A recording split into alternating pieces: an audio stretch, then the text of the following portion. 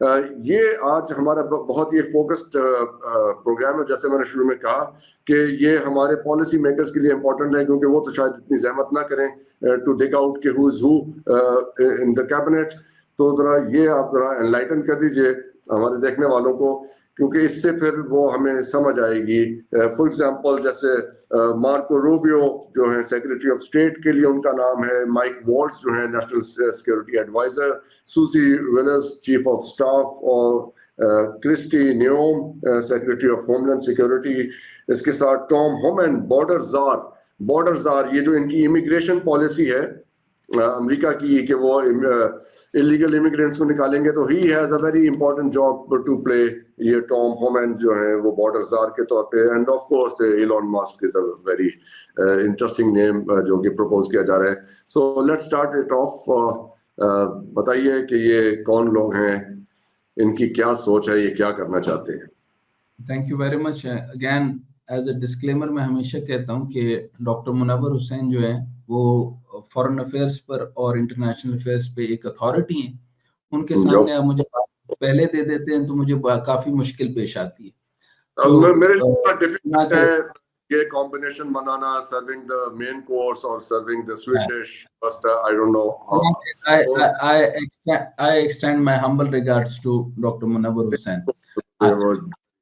Regards for him. अच्छा, important बात ये है कि आपने एक बड़ी खास बात कर दी, वो ये कि पाकिस्तान को इसके ऊपर क्यों बात करनी चाहिए, पाकिस्तान को ट्रंप की मुमकिना कैबिनेट के बारे में क्यों इसके बारे में पूरा ब्रीफ लेना चाहिए, उसका स्केच बनाना चाहिए।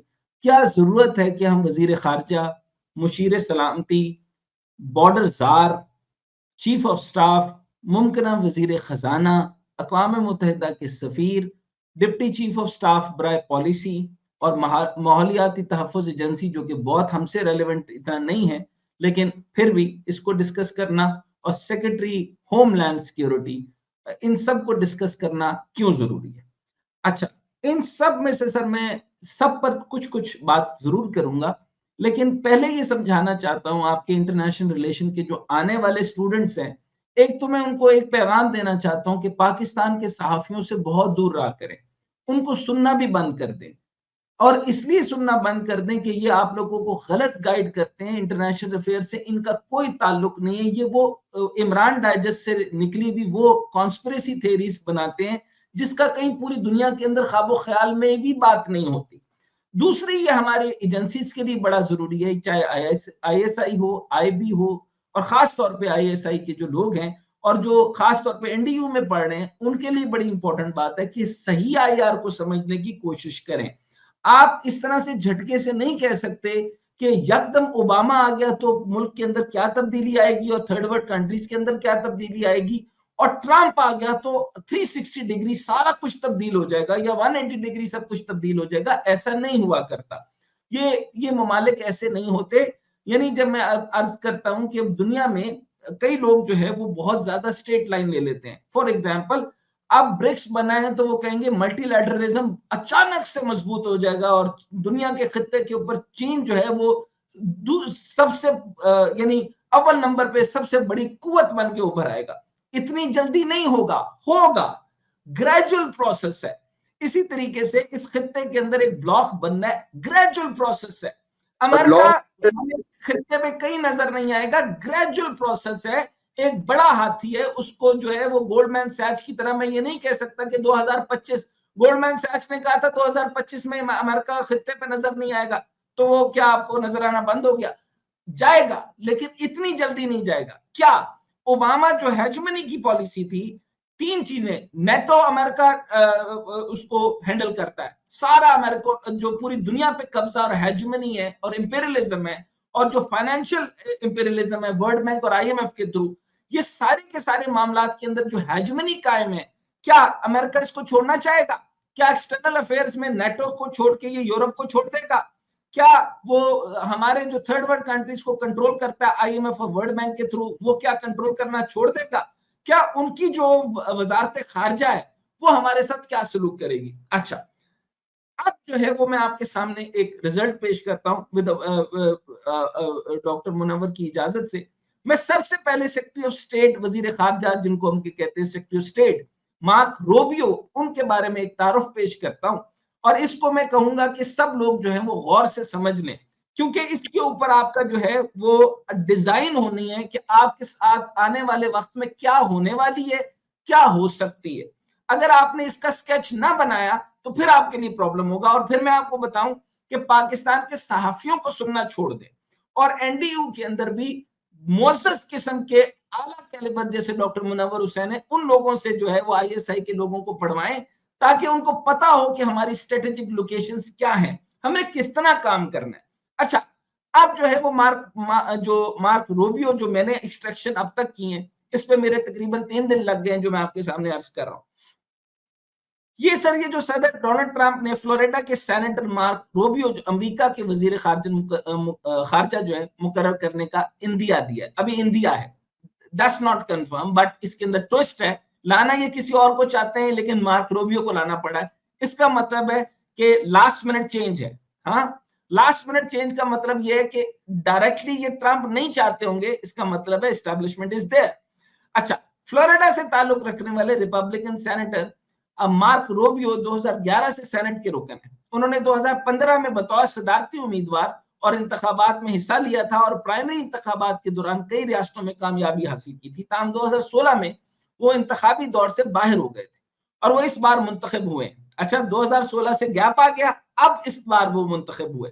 नौ मुंतखब अमरीकी सदर ग्रेनल को सेक्रेटरी ऑफ स्टेट तैनात करना चाहते थे, ताहम अब ग्रेनल की जगह, अब सर आप इसको जरा बारीक फर्क को समझे कि ग्रेनल की जगह जो है वो ये साहब आ रहे हैं। अच्छा, ताहम गुज़श्ता रोज तवील गौर ख़ौस और टेलीफोनिक मशवरों के बाद इनकी जगह उन्होंने मार्क रोबियो को सेक्रेटरी ऑफ स्टेट चुन लिया।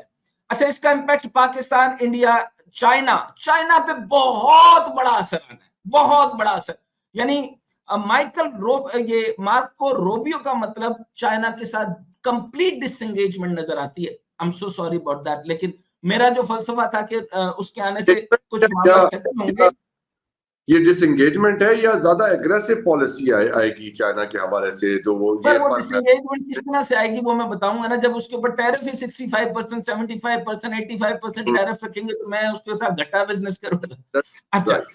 अच्छा, अब क्या मामला है कि मार्क रोबियो ने चीन का मुकाबला करने के लिए सख्त इस्लाहात मुतारिफ करवाई। अब ये इंपॉर्टेंट यहां पर पॉइंट आ गया।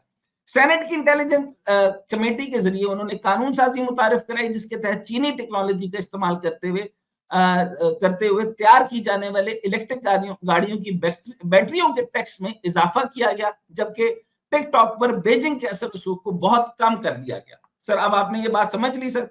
अच्छा, रोबियो ने चीन के खतरे के नजरिए के तरवीज के लिए 1 दिहाई तक काम किया, यानी 10 साल तक मुकम्मल तौर पर उन्होंने चीन को एक खतरा साबित करते रहे, जबकि चीन कभी खतरा नहीं था, चीन कभी खतरा नहीं था। और ये टर्म कॉइन करने वाले भी जो है वो मार्को रोबियो थे, जिन्होंने कहा था देयर इज अ ट्रेड स्पॉनेज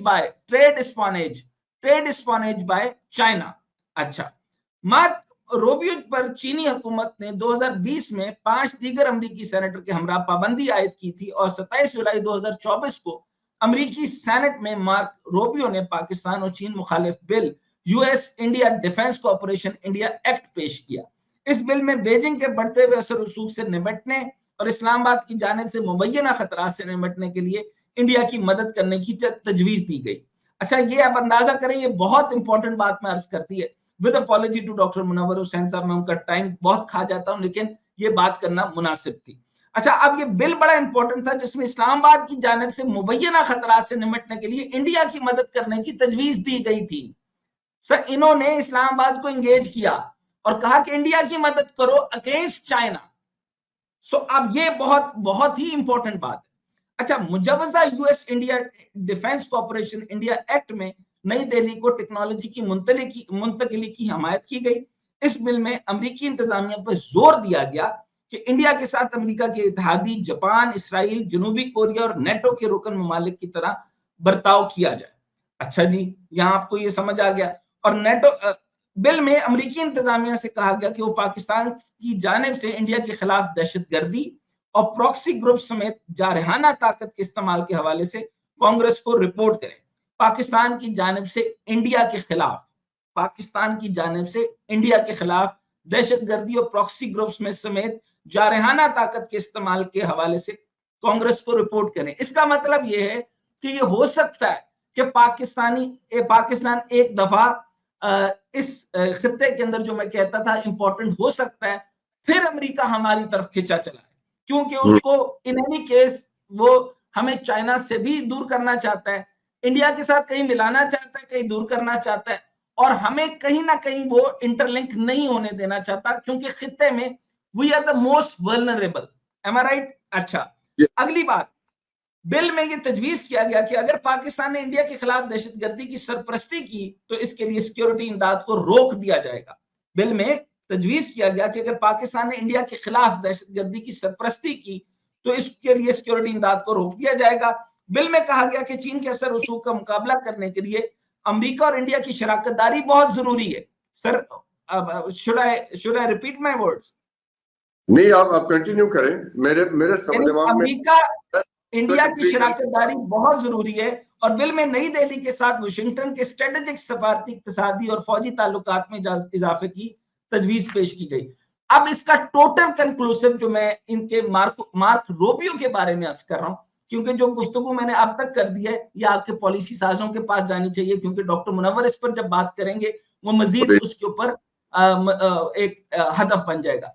अच्छा, अब जो एनालिसिस मैं इस पे कंक्लूड कर रहा हूं वो ये है कि मुमकिन वजीर खारजा मार्को रूबियो जुलाई 2024 में भारत को मिलिट्री सपोर्ट देने का बिल सेनेट में पेश किया था।